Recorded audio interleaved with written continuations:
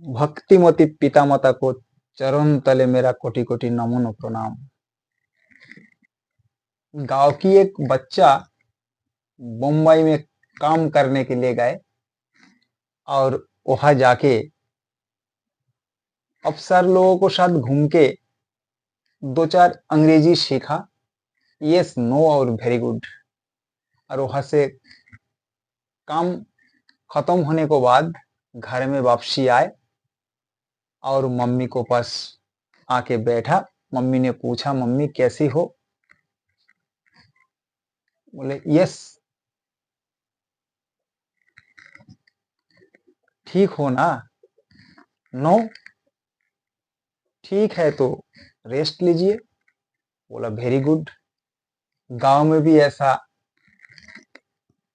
बंधु बांधव को पास जाके यस नो वेरी गुड ऐसा अंग्रेजी बोलते रहा। भगवान की लीला, एक दिन गांव में चोरी हो गए। टीआई साहब गांव में आए। गांव वाले ने सोच समझ के कोई शिक्षित लड़का कोई सिलेक्ट किया, जो वही टीआई साहब से जो कुछ कहना है कहेगा। वो शिक्षित लड़का टीआई साहब को सामने आए। टीआई साहब देखा उनको एक्टिंग, तो टीआई साहब ने बच्चा से पूछा, बेटा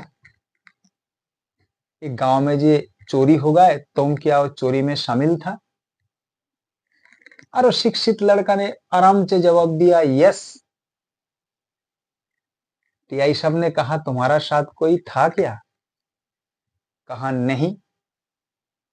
तो तुमको थाने में चलना पड़ेगा। उसने बताया वेरी गुड। टीआई साहब ने उसी को पकड़ के दो थपड़ा खींच दिया और गाड़ी में बैठा लिया। गांव वाले ने कहा, क्यों, तुम्हें टीआई साहब ने मार क्यों दी है? तो उसने कहा, टीआई साहब ने हमसे बोला तुम इतना अच्छी अंग्रेजी जानते हो तो तुम यहाँ क्या कर रहा हो? चलो मेरा साथ, तुम्हें थाने में ले चलता हूँ, वहां से जाके तुम्हें जेल में भर के वहां तुम्हें नौकरी दिला देंगे। अल्प विद्या भयंकरी, थोड़ी सी अंग्रेजी सीखा और उसी को जिंदगी बर्बाद कर दिया है। इसीलिए अहंकार मत कीजिए मेरे भाई। प्रेम, प्रेम को एक निर्दिष्ट समय होता है। 24 घंटा ही प्रेम नहीं होता है। पति पत्नी को बीच में जो प्रेम होता है वो मधुर प्रेम होता है। ये प्रेम नारद मुनि ने खुद कहा, ये प्रेम कभी कोई वर्णन नहीं कर सकते हैं। जैसा कि एक रसगुल्ला अगर गूंगा व्यक्ति को खिला दिया जाए, क्या वो बता सकते हैं ये रसगुल्ला कितना अच्छी मीठी है? नीम को कीड़ा से अगर पूछा जाए, क्या तुमने कभी रसगुल्ला शक्कर और बसेता खाए हो, कितना मीठा लगता है? तो नीम का कीड़ा कहेगा, नहीं, वो मुझे मालूम नहीं है। तो प्रेम दुनिया में कोई समझ नहीं सकते हैं। ये तो दो ही मन की मिलन होता है। दो ही मन की जब मधुर मिलन होता है तभी प्रेम उत्पन्न होता है। प्रेम तो दिन की जैसा उजाला होता है और काम रात की जैसा अंधेरा होता है। गोपी प्रेम अकोई तबो प्रेम कही बार नहे। अकोई तबो प्रेम, जो प्रेम बाजार में कभी के नहीं सकते हो। अहेतुक प्रेम, जो प्रेम का कोई हेतु नहीं होता है।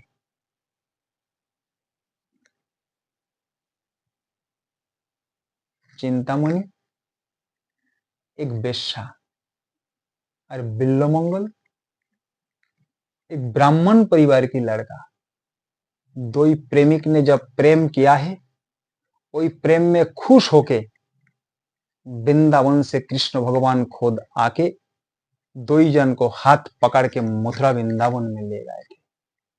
कैसा है ये मधुर प्रेम, क्या दुनिया में कोई ये समझ सकते हैं? गोपी प्रेम, अविदेहो प्रेम, जो प्रेम में कभी विधि नहीं होता है। एक बार गोपीगण अपना पति, पुत्रों, परिवार छोड़ के, पायल उतार के, कान की झुमके उतार के, गले की हार, हाथे की कंगन उतार के धीरे धीरे गंभीर जंगल में वृंदावन चलने लगा। और उसी समय नारद मुनि वही रास्ता से आते थे।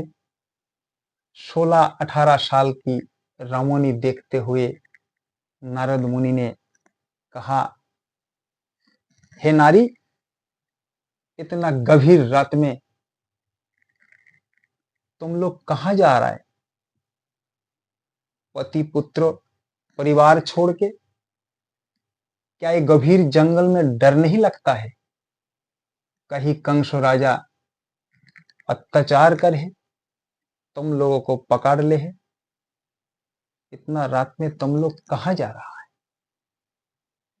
गोपी हरे कहा, हे नारद मुनि, हम लोग कहां जा रहा है ये जानने का अधिकार तुम्हारा नहीं है, आप रास्ता छोड़ दीजिए। नारद मुनि ने कहा,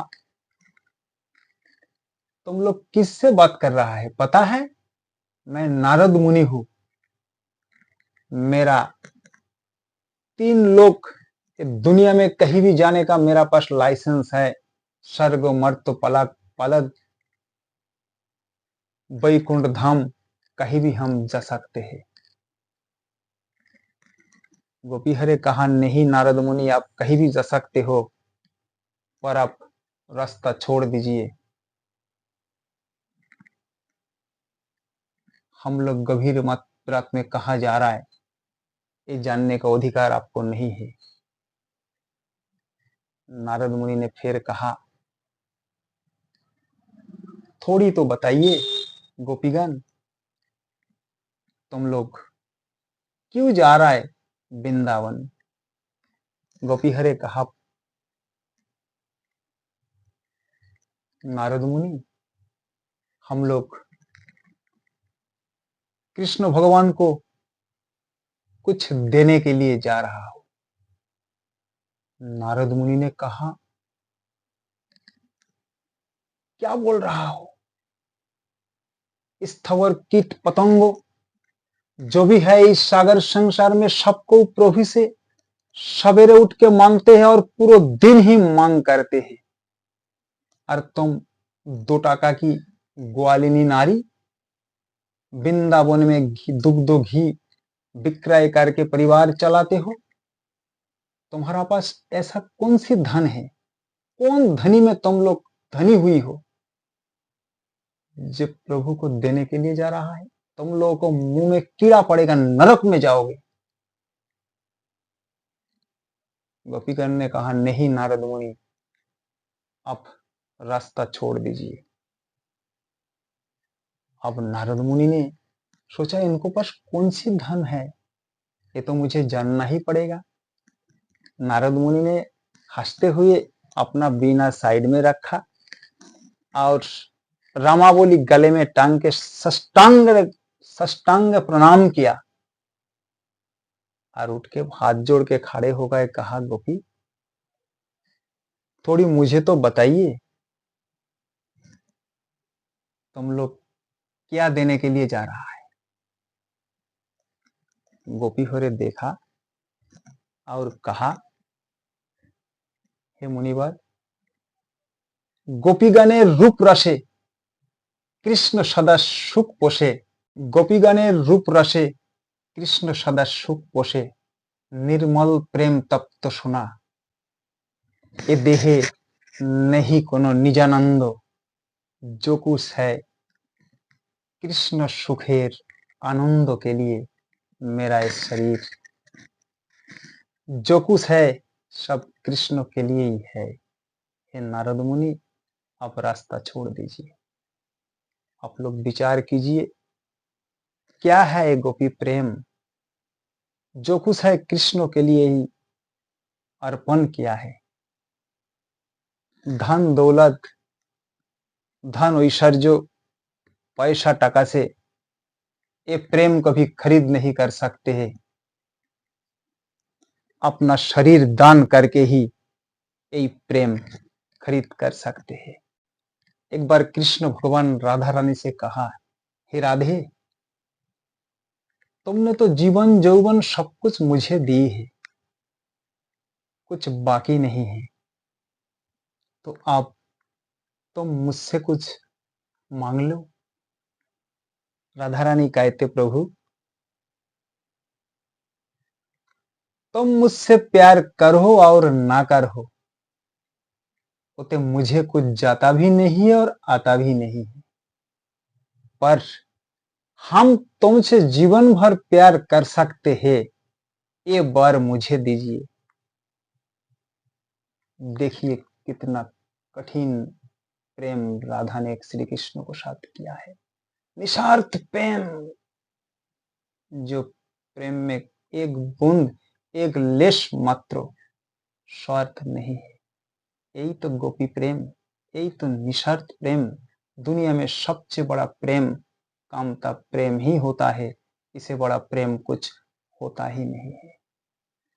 एक बार एक गोपी वृंदावन में माखन माखन बेचते हुए चिल्लाते चिल्लाते माखन को जगह पे माधव माधव माधव लीजिए, माधव लीजिए, माधव लीजिए। दूसरा गोपी हंसते हुए आके कहा, हे गोपी, तुम पागल हो गए क्या? क्या तुम माधव बेच रहा हो? दिखाइए तुम्हारा घेला में क्या है। दूसरा गोपी ने घेला खोल के देखा, वहां माधव बैठे हैं। दो ही गोपी पागल है, वो माधव बेच रहा है और वो घेला को भीतर माधव दिखाई दे रहा है। कितना व्याकुल प्रेम! कृष्ण छोड़ के, माधव छोड़ के और कोई जानते नहीं है। यही तो गोपी प्रेम। मेरा भाई और बहनों, अगर एक दो मीठी बातें अगर पसंद आए तो थोड़ी यूट्यूब चैनल में सब्सक्राइब और लाइक कर देना, यही मेरा हाथ जोड़ के प्रार्थना है।